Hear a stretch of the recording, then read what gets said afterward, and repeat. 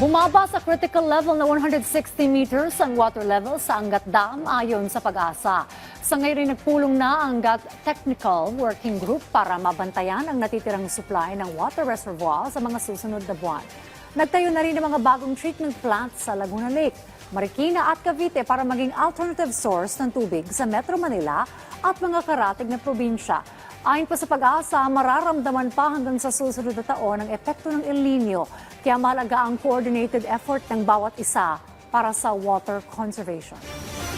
Umatila po yung DNR po sa bawat isa po sa atin na gumagamit po ng tubig, kasama po yung ating po mga business establishments at mga local officials po na makisama po sa tinatawag po natin na coordinated effort po sa pag-conserve po ng tubig.